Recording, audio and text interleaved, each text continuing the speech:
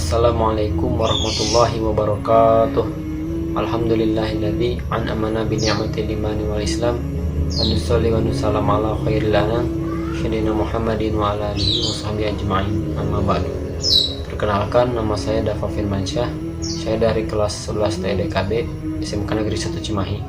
Di sini saya akan menjelaskan maupun memaparkan materi mengenai isi kandungan dari kitab Al-Quran.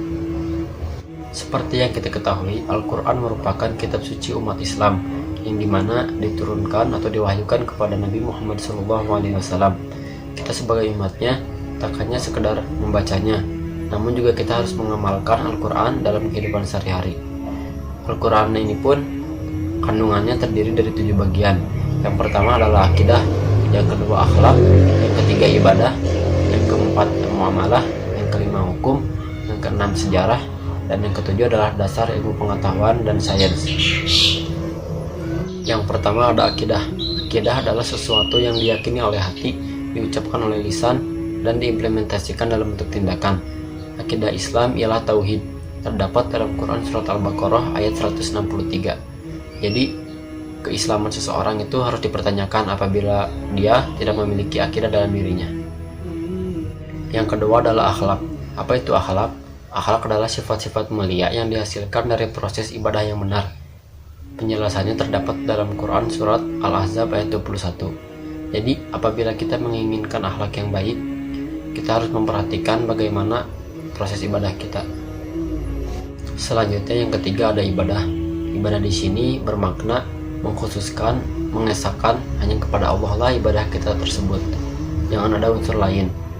Penjelasannya terdapat dalam Quran surat Al-Dzariyat ayat 56. Jadi apabila kita hendak beribadah itu hanya kepada Allah, jangan memunculkan niat-niat lain selain itu. Selanjutnya yang keempat ada muamalah.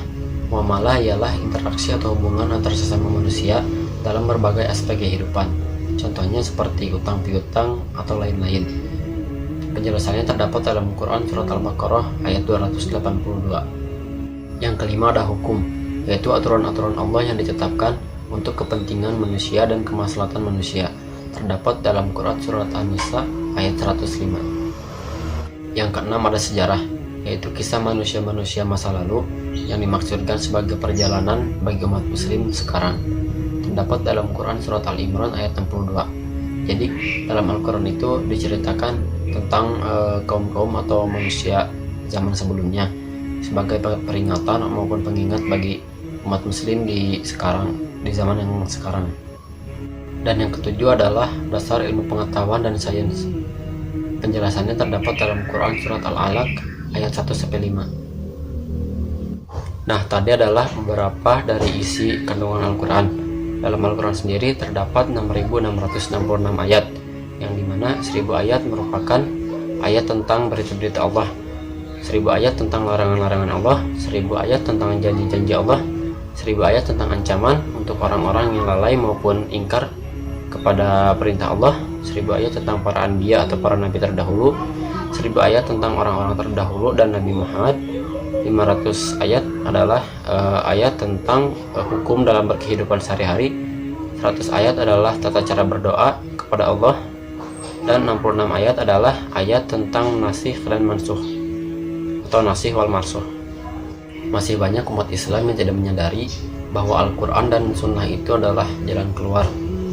Apapun permasalahannya, apapun permasalahan kalian, kembalilah pada Al-Quran dan Sunnah, karena insya Allah pasti bantu menemukan solusi dari situ.